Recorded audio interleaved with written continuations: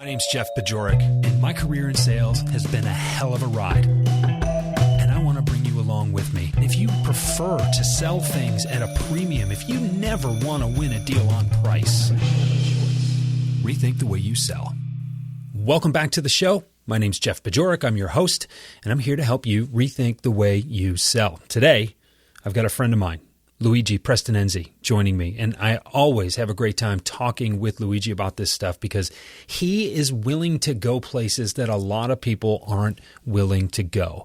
Luigi is the co-founder and head of growth at the Sales IQ Group based out of Melbourne, Australia. He's the host of the Sales IQ podcast and a great guy to talk about top performers with. And, you know, it's interesting. It was nice because I had options, but I was also not exactly sure where to place this interview because it really covers a lot of the themes that run throughout this entire season.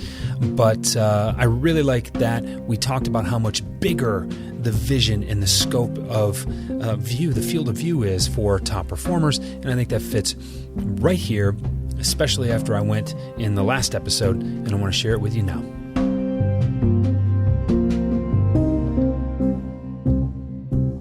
Luigi Prestinenzi, so good to see you here on the screen, virtually anyway. One of these days we'll be able to get together in person again, but I want to talk to you today because our heads are both in very similar places at the same time, and I think we both realize that as it relates to this concept that I'm calling professional salesmanship or professional sellership instead of just being a sales professional, which is just someone who gets paid to sell. And you're coming up with some similar content around top performing salespeople. What in your mind separates the very best from everybody else? Yeah, it's a really good question, Jeff. I think, and again, I've given this a lot of deep thought, right, over the years, but I think fundamentally what really does separate is a salesperson or a sales professional's pursuit for excellence. You know, when they're really, it's like a relentless pursuit. And what I mean by that pursuit for excellence, it's in everything that they do. Looking at the buying process, looking at the buying journey and going, how can I elevate that buying journey for the customer or for my prospect? You know, what could I do to make that experience so unique for them that they choose me? How am I developing my skills, right? How am I focused on conditioning my mindset to be the best I can be? And I think, that stems from being really accountable for the actions that we take, right? If I look at all we're very privileged in our roles, Jeff. We get to engage with so many different sellers across a variety of industries, but there's some common characteristics that they share that high performers share. And that's one of them. They're just relentlessly focused on trying to improve each and every day in every aspect. And they don't look at failure as an outcome. It's just part of the process. They know that as part of the process, right, I've got to embrace the fact that things aren't going to go to plan. I'm going to probably lose more opportunities than I will win. But there's learning in that, right? They embrace it. They lean into it. And they know that each and every opportunity is an opportunity to learn. That's a mindset shift, right? From sure. that abundance mindset to a mindset of scarcity. Failure is not an outcome. It's different from saying failure is not an option, which is what I almost thought you said initially, right? Which is what I think. Yeah. I think it's a misconception that a lot of people will take. They'll say, "Oh, failure is not an option. I'm just going to continue until I find some kind of success, and I refuse to accept failure." Like, no. Failure is very much an option. It's just not the end. I look at and that's why I love these analogies, right? Of you look at Howard Schultz, the guy from Starbucks, and how many times he got rejected to get the finance he needed to turn his dream into reality, right? It was over 200 something times. One would say he failed X amount of times to convince people to invest in his vision. But for him, it was a humbling experience, right? He knew it was part of the process. And again, one of the things I think we don't enable and we don't educate new sellers who are coming into this industry, especially this whole SDR, BDR, 25-year-olds coming fresh out of uni. we don't actually explain to them the path that they're going to go through. We don't really manage your expectations to say, you know what, it's going to be hard. People will reject you. You know, you will build a relationship one day with someone and you think it's all great. And the next thing, you never hear from him again, right? These things happen.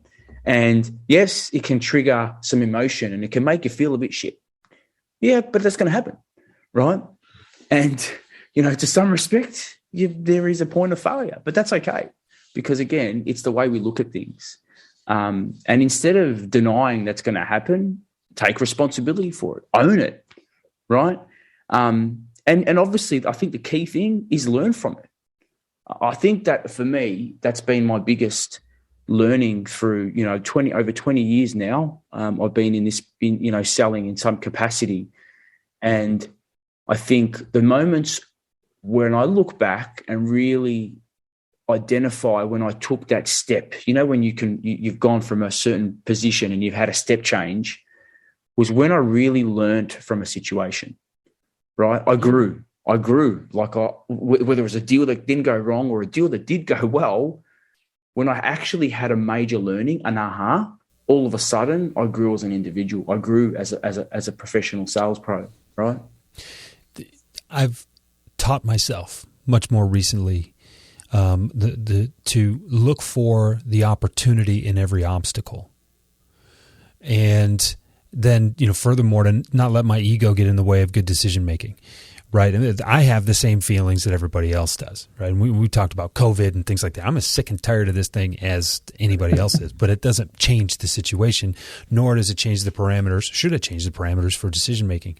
But it's really, you're right. It's that growth mindset that you talked about. And you mentioned before we started recording, there's this line, and I really want to hear more about being above the line or below the line and how you define what that line is. I've never heard it described that way before. And as it relates to your ability to lean into this stuff, right? Someone who's below the line is going to take a rejection or going to take a lack of success. We won't call it failure, but they're going to take a lack of success completely differently than someone who is riding high and can just let it roll off their back, right? I mean, so how do you define the line, and how do you know when you're above or below it? Yeah, and this is a really good question. I think a lot of us have been in a hyper stressed situation for 2 years, right? So I think we've also got to be empathetic that this is not the norm. But the line, hopefully not the norm. But I think, and you know what, regardless whether it's COVID, we are going to be, and this is one thing that I've also learned in our profession, right? The external environment, we're going to have challenges. Like there's going to be uncertain times. This COVID's one. If you're selling for another 20 years, there's probably going to be 3 or 4 other events that are going to occur that we're going to have to work through, right? There's going to be quarters which don't go well. So there's always going to be a moment of crisis or moment of adversity. And if we, that line, if we deny, blame, justify why things are happening, then we're not going to improve and grow from that situation. But when we, accept what's happening, take responsibility for our actions, look at the circle of control and think, how can I make that circle of control as big as I can? Right? I don't have enough leads. Fantastic. How do I flip that to say, great, this is a really good opportunity for me to be clear about who I'm serving, my ICP, my buyer persona, redo my messaging and engage with prospects that I know I can help. So it's about flipping the narrative and really thinking about, what can I do, right? I didn't hit target. Okay, I've got to accept that. Reflect, what could I've done differently, and then take ownership for what I'm going to do moving forward. And again, this is that circle of control, right? And so I think it's sometimes easy to, and again, when we're stressed, when things aren't going well, going below that line, it's A-okay. I haven't met anyone yet who said, you know what, I'm positive 100% of the time. I think it's okay to have a negative thought. It's okay. We just got to own it and accept it and say, you know what, that's an emotion happening right now. I need to deal with that. I need to, deal with it and then move forward, right? Because I think ignoring the negative emotion is probably not the right thing to do. I think it's important to accept that, you know what, there are some negative feelings that are happening right now. Wow. That's a can of worms right there. Yeah. I'm glad you went there. I've acknowledged this a little bit more, some semi-publicly, let's just say. I think in a lot of ways, it's particularly my role in my family. I know you feel the same way about yours. And I feel it's our role in some ways to our clients and our customers to put on a brave face, to be willing to stand up there and take the brunt of this thing when other people don't feel they can. But it does, at a certain extent, hurt us to not acknowledge that it hurts, to not acknowledge that we're tired, to not acknowledge that we're beaten up. And I mean, look, I several years ago, I went to Italy with my wife for our anniversary. I shut down completely, left my phone in the hotel room for a week. It was great. Didn't realize how much I needed the rest until I was resting. And I said, you know what? If I can do it for a week, I can do it. If I can do it for 10 days, right, in straight, then I can do it for 2 days every week. I can set these boundaries. I can get my work done. And I'm finally, 3 years later, getting to that and starting to appreciate it a little bit. But it's still difficult to admit, to say out loud, yeah, COVID's had an impact. Now, how would anybody expect that it wouldn't? But why is it then still so hard to say out loud? I think ego kicks in, right? I think nobody wants to. But, I think it's also, again, I look at COVID, I could look back at this last 2 years and say, you know what, that was tough. There is incredible moments that, like we got to spend time with our families in a way that we probably never will again, right? So we've got to be grateful. Yes, it's also important to identify things didn't go well. I showed you before, I've got alopecia. Anytime I get stressed, it always happens. And again, for me, it's about, and I think for anyone, working in sales can be stressful. Like we know, right? It can be stressful. I think it's important to recognize that when your stress levels start to peak, that's a time to just stop, not hustle, not grind, because what happens is when we're in stressful situations, our decision-making isn't clear. Like we can react. Emotion drives, a certain behavior or action. And sometimes it's not a positive action. And I think, again, this is another learning for me last year, this last 3-4 weeks, taking time to stop and actually moving away from the situation I was in has allowed me to get such clarity. I've got more energy, right? And I think that's the risk as well in our profession. There is still a bro culture. There is still a hustle and grind culture. Now, I love hustling and grind, but in the positive way, not the negative way, right? But I think we've also got to recognize that, when that negative state of mind starts to take over, we have a choice. And again, that's in my circle of control. I can't control COVID. I can't control government mandates. I can't control, companies might be not spending as much here, whatever it is, right? But I can control my circle. I can control my actions. I can control who I prospect, the message I put out, stopping the sequences and actually taking some time to do what we do best, right? Putting more care and love in my messages, doubling down on my current customers, right? Showing them why they chose me in the first place. These are all things I can control, right?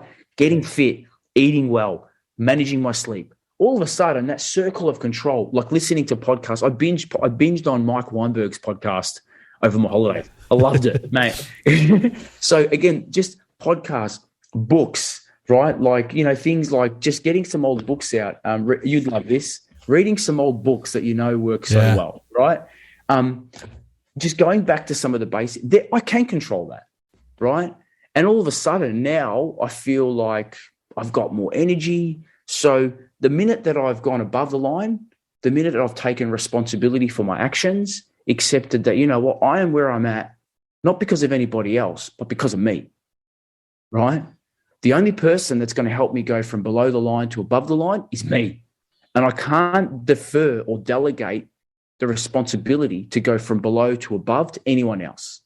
It's with me. Oh,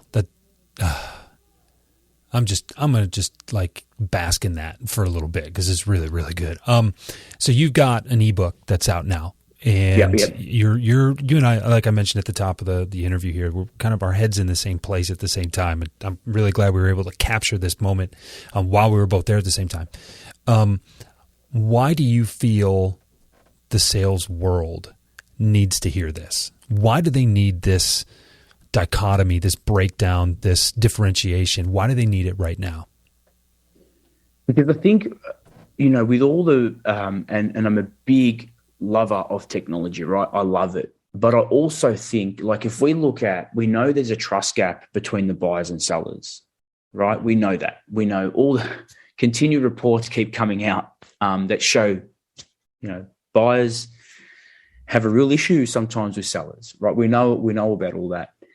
And technology, to some respect, isn't actually enhancing the world's view on us, right? Sequencing, automated bots, all this stuff is doing us a disservice. And I think before we can press send on any sequence, use any engagement platform, any bot, we need to be going back a step and going, well, what is the purpose? What is my purpose as a sales professional, right? What am I here to do? Because I'm here to fulfill an obligation to our customers. Like, when we actually think about it, we're here to help them achieve a better outcome, right? We're here to serve. That's why, Jeffrey Gittermore talks about this. We're here to serve them. And, in order to do that, I've got to be a value creator. How can I be a value creator if I'm sending the same sequence to 150 people, right? And I think this is what our industry needs to realize is, the fundamentals and the basics are very, very important. And we're forgetting that, right? And I think that's, for me, why I look at some of the high performers that I coach, and their characteristics that set them apart are not the sequences that they use. It's their attitude and mindset that they bring to the table. And then the same people that aren't performing, they're using the same tools. What separates them, right? Again, there's you can clear, and it's not a skill thing, or it might be a skill thing, but it's because one's devoting their time to upskilling and owning their learning and not waiting, once every 12 weeks to get coaching, because that's what the average salesperson gets. If they're not getting enough coaching from their manager, they'll go and find it elsewhere. They're listening to podcasts, they're reading books, they're owning their learning. Again, this is above the line, below the line, circle of control. I'm not waiting for somebody else to enable me. I'm not blaming, my business for only giving me a 2-week boot camp and then putting me on the phones. We live in a world of content. Your content, my content. There's so much content out there. No seller should be asking themselves, like, where do I get content? Where do I get training? It's literally free, right? It's not like it was when we first started. We had to buy books and wait in the mail and wait for 2 weeks for it to come in the mail, right? You got it literally at the push of a button. And again, that's why I really wanted to sort of start the year putting this ebook out, to really say, hey, there's some characteristics that we need to observe, exhibit. It's like the professional athlete mindset, right? The mindset of a professional athlete actually doesn't have skill anywhere in there. It's all, attributed to the way that they look and they act and the things that they do so that they can reach their full potential. I think there's a real opportunity now as we are into year 3 with COVID, the opportunity to reset. You look at the people who have changed jobs. I've benefited from fresh starts multiple times in my life and in my career. And, and you can give yourself your own fresh start. I mean, you don't need to change jobs in order to do that. So don't get me wrong here, but you have an opportunity to stop, assess where you're at, take a look at where you want to be. Is what you're doing right now, even if you've been doing it for years, is what you're doing right now going to help you get to where you need to go? And the answer a lot of times is going to be yes, but there's going to be a significant portion of those items that you run down on your list that don't support where you want to go right now. It's up to you to be disciplined enough to remove those things and replace them with the kind of stuff that Luigi's talking about and writing about right now. And we'll get you the link in the show notes to go download that book. It's not just a lead magnet. You should be following Luigi anyway, but it's really comprehensive, and there's some workbook materials in there and really some opportunities for you to go and really make yourself better and get this year off to a great start. Hey, Luigi, thanks, man. Really appreciate your time today. Thanks, Jeff. Thanks for what you do for us, man.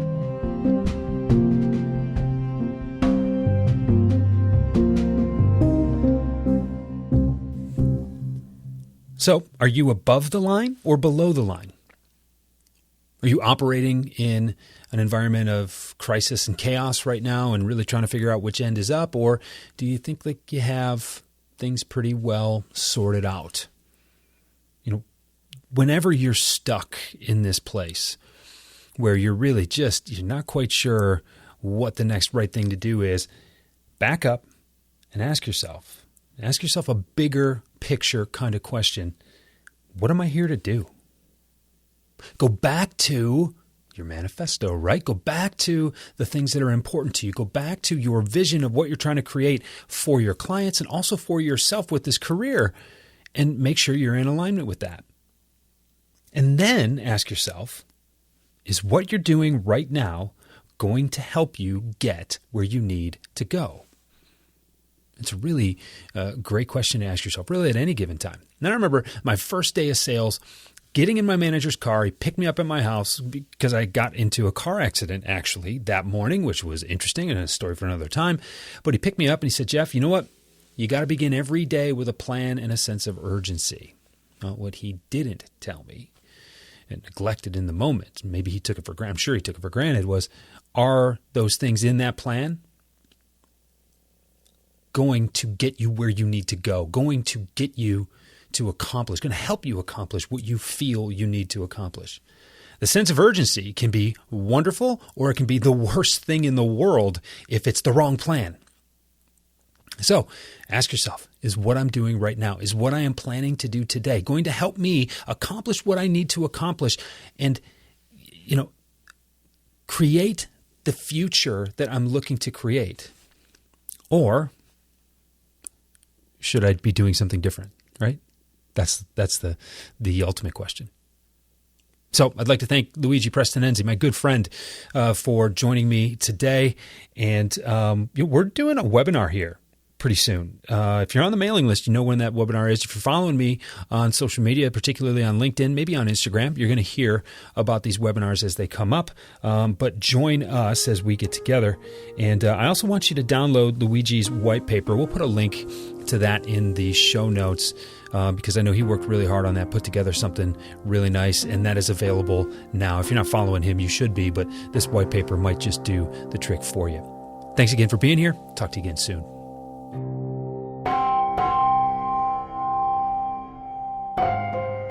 Rethink the Way You Sell is a Pod About It production.